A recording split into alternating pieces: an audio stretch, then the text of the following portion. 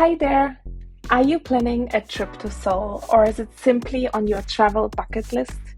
This video, together with the part 1 to it, will be the only ones you will need to watch to have your travel itinerary set for your perfect trip to this exciting city. From sightseeing to food markets, museums, or artistic parts of the city, we will get it all on your list of options. Let's jump right into it.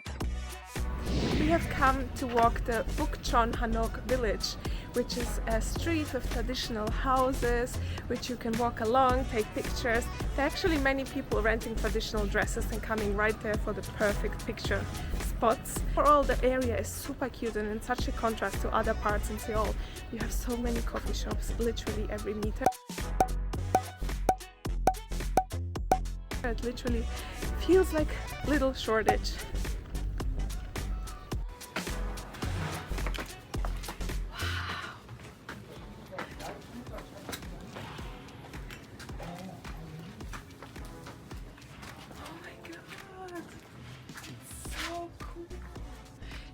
You're in the middle of a local village 300 years ago. Look at the buildings, look at the architecture, it's amazing.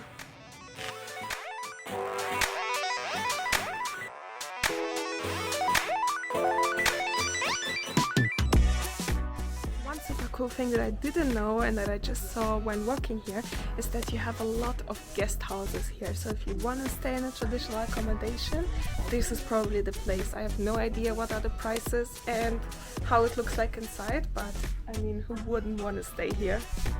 And on top of that, there are many really cute souvenir shops over here with really cute stuff, some of it produced right here. Today we are walking on the Seoullo, which is comparable to the High Line in New York and is basically an elevated park area.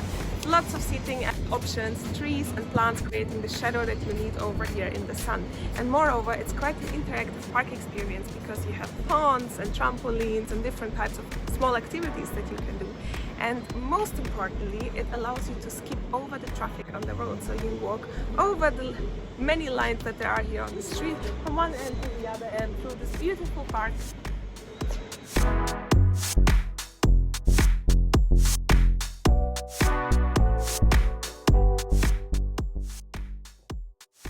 Okay, this may be a bit too touristic, but I love it.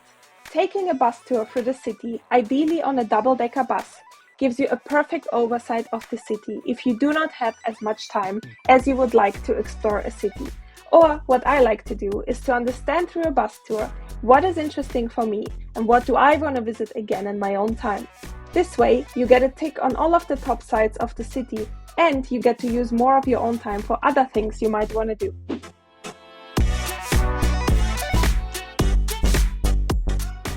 After the day of exciting sightseeing, you could come to this truly unique temple that is so colorful and absolutely beautiful.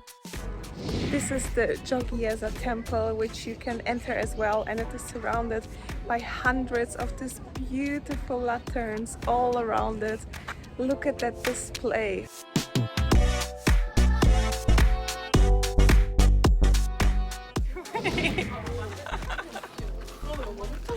We are walking up a crazy hill to see an art village or an art street.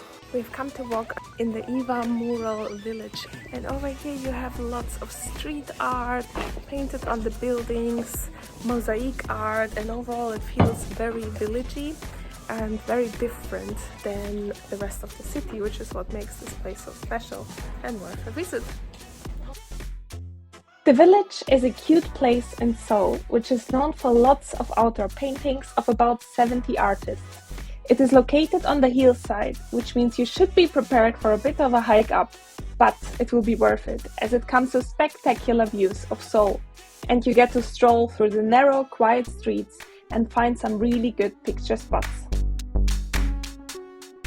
You will also find a few unique coffee shops with a view.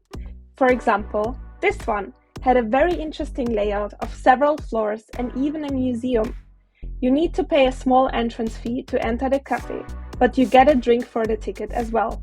And you get to sit with unobstructed views of the beautiful city from the very top. And as you make your way back to the city, you can walk alongside the Seoul City Wall, which was first built in 1396 to protect the city against invaders, and now is a historic site that you can visit. Today we are walking in this market. It's a food market where you can eat.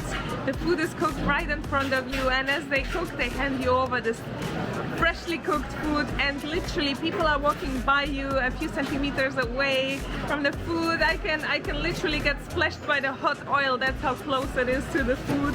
The smell here is fantastic, and it couldn't get more authentic than that. These are people that have been cooking the recipes all their life. They know what they're doing, and they know that it's delicious what they're doing.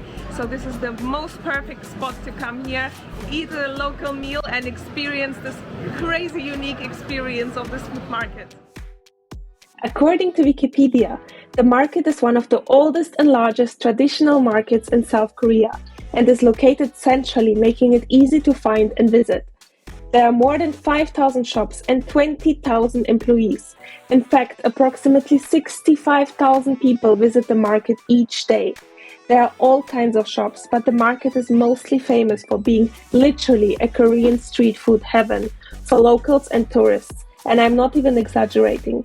It offers a variety of traditional Korean dishes and ingredients of all kinds. But it is not just the food that makes this place so amazingly awesome. It is the whole atmosphere and busyness of it as well.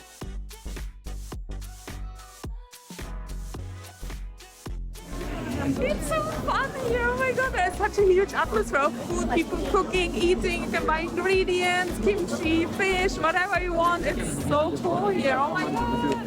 This is liver. There's a massive queue here for this liver and blood sausage. Looks really good, steaming hot. The thing that I've noticed is that many sellers put up a poster like these ones on their display, showing that they have been on some kind of TV show or YouTube channel or whatever, hoping that it will bring over some traffic to their store. In fact, some stalls have been featured on Netflix, which now leads to big queues to try the food. The show in which the market is featured is called Street Food Asia, and the episode on Seoul follows some stories of people who run food businesses on this market. This woman right here has been a star in the show, and her story is beyond touching. I spent 10 minutes just watching her doing her magic and thriving with customers. Another story path in the Netflix show follows a woman as she talks us through her career of making her mung bean pancakes business successful. These pancakes are a classic holiday dish, but are also highly popular as a street food. This is what a pancake is made of.